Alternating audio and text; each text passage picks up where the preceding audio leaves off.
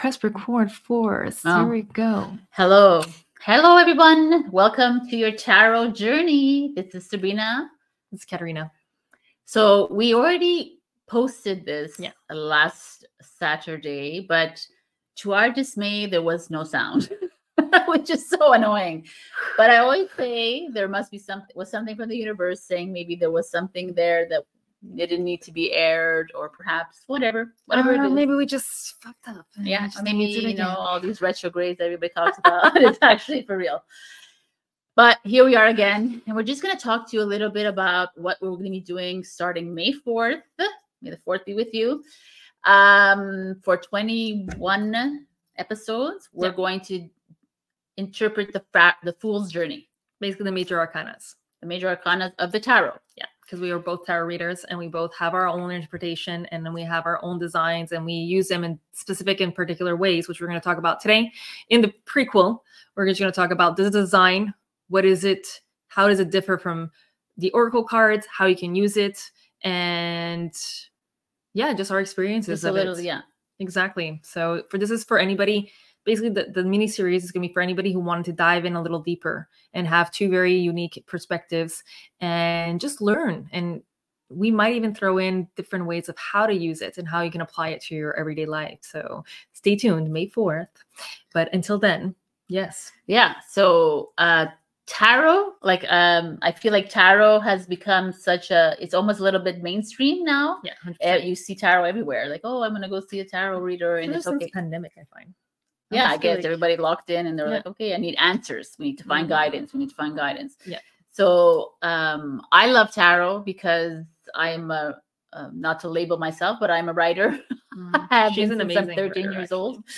Thank you. And to me, tarot is storytelling. So like I see the high priestess, let's say, and I have a story about her. Like I know her character. I know her already, that she's very a little bit reserved. If you know the tarot interpretation from the book, you can read the book. Like how I learned tarot was by the descriptions. Yes, I took a course actually. Oh, okay. Yeah, and to just learn the whole basics. The wands. Is spirituality kind of thing, right? And the Ace of Swords is mental energy, and the Pentacles is physical energy, and the Cup is emotional energy. So it's like right. Water, fire, all the elements kind of thing. And when I started learning it, I felt like it was too limited for me. I needed to bring in everything. So I brought astrology into it. I had, for me, Sabrina, as a tarot reader, I bring in all kinds of different elements within the reading, because that makes a bigger story. And when I talk to my peeps, my followers, or my clients, there's a story. I'm always like I said in the last video, I have some clients that when I pull out the Empress, we're like, oh my God, that's you. Like it's always her, and I pull out the Emperor, and it's like, oh, it's this person in your life, and it continuously shows up. Now it's become her story. So it's like, oh, then the Emperor, we can't even unsee it because it's this person and that person. And that's the beauty of tarot, but you could take it so many levels, right? She does it in a different way than I do, right? When I started tarot, I was introduced at a very young age by my mom, because she was always into, I want to say the woo-woo. She's a Pisces, a true Pisces, which is tapped in to everything in the ethereal, and stones, tarot was always her element. But I only really dived in high school, but truly dived in when I was at my lowest of the low, where I was in my dark hole and needed a way out. And my sister had brought in an oracle deck, and I'm going to actually just the difference between an oracle deck and a tarot deck is the structure. So tarot is very structured. They have the major arcana and the minor arcana, and then the minor is subcategorized in 4 categories. She just showed them, and they're the mental state, emotional state, physical state, and the spiritual. And they all have elements. And we can get into that. But for me, it was, and then oracles is a little more unstructured. So it's a little more based on the artist, on the author, and there's just a description. So you have the card, it invokes something, and then you have description that might invoke something else. So for me, it was always a tool to put into words what I couldn't put into words for myself at that moment. So I'd always pull a card to see like, hey, what's going on? I feel heavy. I feel sadness. I feel all these things, but I could never put into words of what was going on. And it was a very, very key element in my healing journey. I'll call it healing journey right now. I would think it's more like a remembrance, my remembering journey. So for me, when I started, it was a lot more intuitive. So I've always told, I mean, we're tarot card readers, but we're also teachers in the arts, because a lot of people come up to us and say, hey, how do I do this? How do I do that? So for me, when I have somebody asking me about tarot, I always say, don't ever look at the descriptions first. Always go with the intuitive hit. Pick up a card, ask a question, usually open-ended, because they don't work with yes, no. Yes, no. You can work with them. Mm-hmm. Like I said, it's boring. To me, it's a dialogue. As much as it's a story, which I love that you use it like that. For me, it's always been a dialogue. You're having a conversation with these cards. And these are just cards that are able to tap into your energy and therefore translate it into these beautiful card depictions of specific symbols. And that's the beauty. Every symbol is going to be different from everybody.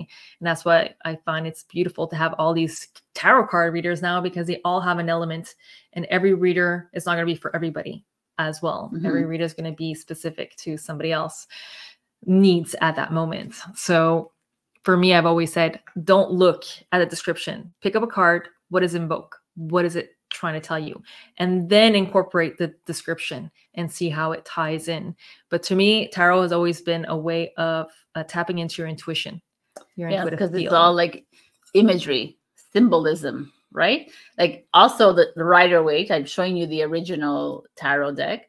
I mean, from what we know. And this is like, everyone uses the same. And there's like a book on just the symbols. Right? Yeah. Like more than just the interpretation of the card, right? The sword, the victory, the crown, the cloud, the hand, the mountain, everything. Why is it here? Like that. And it's just like, it could invoke something completely different in me than it does in her. And someone could be asking us like, what career do you think I am? And I can say, oh, well, acupuncture, because I see the sword, right? And she could say, well, a sword fighter, right? Because that's what she sees. But also it's like, it's a little deeper than that, because it's the energy of the person. And the card. And that it's not just, that's why it can't just be an interpretation of a card, because you're reading the person's energy with the card. It's not just like, well, the Ace of Swords is new communication and better and more travel, you know? It's like, it's your art of listening and your art of energy work with the client in front of you, with the friend that's in front of you, with the barista that's asking you a question, with the tarot. It doesn't matter who it is, because that exchange of energy has just begun. And this is just a resource, a tool. Yeah, exactly. They're all just to tools. Like translate what we're trying to tell you. And it's beautiful. Yeah, absolutely. And what I find really fun is that you can look at a card and you're reading it for somebody. And mind you always have to have permission to read somebody's energy. That's the whole point of free will. You can't just go and say, well, what is this person thinking? Because you're kind of going against their free will. If they don't really want you to know, well, then that could backfire, energetically speaking. But that's a whole other conversation for later. But what's fun is that when you're reading a card for somebody, if you really tap into your intuition, there's things that you probably would have never noticed on the card until this person asked this question. And that's where the diving deeper into your intuition and seeing what really is the storyline. So if you take, for example, the Ace of Cups, it usually represents an overflow of emotions, a new beginning. Number one is new beginning. But if if somebody's asking a specific question, you might notice the little cross over here, and that cross might invoke something within you that is very essential to the description or the answering of the question of this person, what she needs at this very moment. Right? Exactly. And that's really interesting you say that, because sometimes, let's say, I'll just take out these cups because I noticed something. the Ace of Cups, you see like, it's like, oh, it's beautiful overflow of abundance but also there's raindrops coming from that. So I could see the Ace of Cups in this situation and say, well, it's going to be a sad moment for you, where most people would be like, no, Ace of Cups is But that's like expanding a little bit further, and also that exchange of energy, right? And the conversation with your cards. I love it, because you're having a conversation with the cards. The cards are trying to tell you something, so never doubt that. I feel like it's a great tool to deepen your trust in yourself, deepen your trust in yourself, deepen your trust in what the universe is offering you, in your capabilities. And if there's stuff that are being invoked, is to pay attention to that and be like, oh, why is this doubt coming in within me? What do I still have to learn about all this? But that's a huge thing that you just said, because this is like a number one, like I would say, blockage for beginner tarot readers is not to trust that initial instinct. Because you see the Ace of Wands and you say, like, I'm going to put a random card. Okay. That's tarot reading.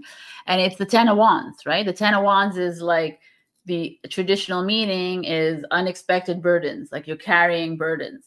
But this could be a lot of things. Could be like, I'm pushing forward, like I'm going against the grain, I'm pushing forward, I'm going to win kind of thing. It could be so many things. And I just lost my trend. You're talking about trust. Yes, trust your intuition. Yeah. So sometimes I see this and like I feel like it's a winning card, and I won't say it. Like now I do. But when I first started tarot, I would be like, what is the message? I'm getting a different message from the interpretation of the card. And this is why. And then I'd be like, oh, no, that's wrong. So I didn't say it. And then I would go, and then the next day, let's say they call me and they said, this happened. I said, I should have said it because it, so just trust the message, because really tarot is just a tool, but you know everything already. You don't need tarot. No. It's just a tool to get you to trusting yourself, your knowing. Yeah, 100%. And I love how you say, especially for new tarot readers, because we still have all of this old information, like the clearing out the vessel, like we were talking about on Wednesday. If you want to hear, it's called The Art of Nothing. And we were saying how, because we read all these descriptions, we look at all of these information, and then we fill up our bodies, our minds, our souls with all this information, that we're actually distracted by our intuition. Like we can't hear what our intuition is trying to say. And then especially newbies, like people just coming into, or anything, even energy work, even Reiki. My background was Reiki, and even Reiki, the amounts of times that I'll doubt on myself. And then when I had the courage to actually speak up and be like, yo, I felt this. And like, that's exactly what that person needed to hear at that very moment. There's a reason why people are coming to you. There's a reason why you're drawn to specific tarot decks and specific artists, because they're going to talk to your soul differently. And it's just to trust that intuition, right? And even if it doesn't go the way you expected, there was something to learn there, right? So, and also, like, when you get that information, that you get these intuitive hits that come in and they have nothing to do with the cards in front of you, I would say still say it to the person, even though it you know what, thoughts 3 times out of 10, sometimes they don't like to hear what you got to say, but you got to like stick to your guns and trust yourself, even if it feels uncomfortable. And especially if it feels uncomfortable, then you know that something needs to be said, right? You're not here to appease to people. You're a guidance counselor, right? You're here just to guide them. So it's not about like, oh, everything's going to be okay and don't worry. Like, it's, sometimes you have to say the hard truth. So people can learn their lessons. You're actually doing. And if they walk on, they hate you. To me, it's like, oh, I mean, that means I triggered something in her, so it's okay, right? They have to be okay with it. You have to be okay with being the bad guy in certain people's stories, because you're actually doing them a disfavor if you're just telling them what they want to hear. Because if you keep telling them what they want to hear instead of what they need to hear, well, then they're going to keep in that vicious cycle and loops that they came to you in the first place to probably break, if you're into actually doing this as a living, right? So and that could be very, you know, it could be very not triggering, but uncomfortable. And that's okay. It's okay. It's part of the process, part of your journey into releasing the uncomfortable feelings. And you can work with tarot, and you can bring in oracle cards. You can work with, like, there's people who use runes and they use coins. I used to use coins sometimes. I've done some fun pick a cards with that. You can use anything you want, really. You can even create because your at own the end of tarot it, cards. because which we will do one day. But eventually, it's because it's just a tool. Yeah, But it's the tool to your inner knowing. Mm-hmm. It's the expression of your inner knowing because you know already. And it's not a question to It's just to help. To depend on them either, right? We have a tendency of depending on these tarot cards because we still don't trust ourselves enough. Oh, what does the cards say, right? Me and my sister, we do it all the time. So let's see what the cards have to say. But it's like you already know. You don't need to depend and ask. It's fun. You can use it as fun too. Just something else I wanted to say, and I forgot. In regards to the tools, in regards Oracle. Oh yeah, I was just gonna add on to basically you can make your own tarot cards. And I had a friend that she was gifted these little cards with little daily affirmations or little tools of like, oh, go do this today, go do that, and she would just pick from there. And it was just her way of tapping into her intuition at that moment by just creating her own cards with whatever came to her mind and then just picking one and seeing what that card has to say. So anyways, like the magic 8 ball. Yeah, a little bit. Yeah. Oh, yes, go. Okay. And it's just energy, right? Yeah. It's all energy. It's all energy. And it's like believing and trusting and having fun with it. At the end of the day, if you want to start tarot, or you're in the middle of tarot, you're already a tarot reader. Like, we're not like, again, like she said, there's so many tarot readers out there, but everyone is reading it differently. I can watch like 10 tarot readers on YouTube, and it's like, oh, completely different take on each of the cards. But it's something that you needed to hear right now. So it's fun. I like that. I also love that there's different perspectives out there, which is. And I was going to just show you, like, I was going to do this is my like oracle card. See, I did it according to my book, Honor the Feminine, and I don't even know what it says. This card, Fire and Ice. No. Oh, the dragon. No, Time to Fly. It's a dragon. Anyways, it's according to my book, which is I Am You, You Are Me. Anyway, I did my own oracle deck. And I wrote a whole bunch of stuff. What is it? So anyone can do anything at this point. It's like whatever feels inside you. And all of these are like imagery for tarot readers. I just feel like it's just such an expansive method of teaching method. It's also a self-expression too. Yeah. You know, it's a great way. Like, I see a lot of you in these cards, which I find very important. And a lot of you in the book. If you haven't read it, it is beautiful and really, really nice. And I feel like it's going to activate a lot of codes, but the tarot card is a way for you to, it's just another tool to help you know who you are. Right? Yeah. It's a stepping stone. That's it. To learning your knowing. Yeah, exactly. 100%. Let us know where you are on your journey. Yeah. I think tarot, right? Like, what? I'm just reading our notes and see if there's anything else. Reading information. Like, we last time we talked about the devil's work. We were talking about how, well, you talked a little bit, you touched it on in the beginning about how it was deemed very, very, very, like a cult. Yeah, it's okay. That's just, again, the polarity of the world. And they have to see, it's like putting too much faith. Like, it's not like, for me, tarot reading is not the end all and be all. It's a stepping stone. I always say that to my clients anyways. It's like a path. And at the end, I could tell you where your path is going in this very moment in time, but you ultimately choose your path. Right? It could change the next day because you decided to do something differently, right? And it's okay. Yeah. Or else, what's the whole point of this world? Right? Exactly. You can't change your faith, right?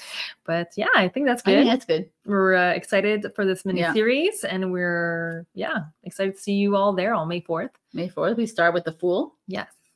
Which is us on this Fool's journey. Which is the beginning. Which is the beginning. We start with the Fool, and then we'll end with the World. Yeah. Actually, that's one thing I will add too, that the tarot card, the Major Arcana is a cycle that everybody goes to. And the Minor Arcanas are really just small.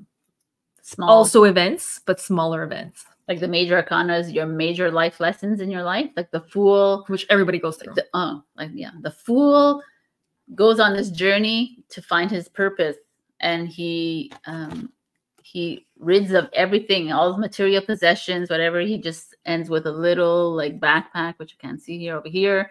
And he brings his little dog with him, right? A little his baby companion. Like you just birthed it into and the then world. he moves and he meets the magician, and he meets the high priestess, then he meets the empress, the emperor, the hierophant, the lover, the devil, the star. He meets all of these things, and he learns all these big lessons. And they're all within him, right? Yes, they're all mirrors. And then here are these little things that he meets. He like the Seven of Wands. I have to learn to have faith in myself, you know. And then the Eight of Wands, and yes, like communications and having faith and kind of taking action, fast action, so and there are little things within. Yeah, the major cycles that we all absolutely go through. Every single one, and we always go to multiple cycles. Once we end the cycle with the World card, we come back to the Fool card, because that means we're starting a new journey, a new path, a new. It's like we're entering a new journey towards. Like letting go of the old self, which was the old journey, the old cycle, the old major cycle. And then you're entering a new one that's basically bringing you closer to, I don't want to say enlightened or a better version of self. It's just something new. Like it's like you end with the world to start back as the Fool. Yeah. And the Fool is actually you're going through your version right now. You're going through your version right now, which is what we're doing. We're clearing our versions. We're confronting our parents, Emperor and the Empress. We're confronting our husband, our partners, our old wives, programmings. Yeah. And then you get to the one, you're like, I get it. It's like I get it now. I'm ready to go back to neutral. I'm ready to go back to neutral, back to start over into the new. Which is like the nothing that we're talking about episode. Anyways, this is good. Yeah. I love it. All right. We'll see you May 4th. For the Fool. And on your birthday, isn't it? It's on my birthday. Yeah. We're gonna start that series May 4th. Yep. Looking forward. Love you guys, and we'll see you soon. Bye.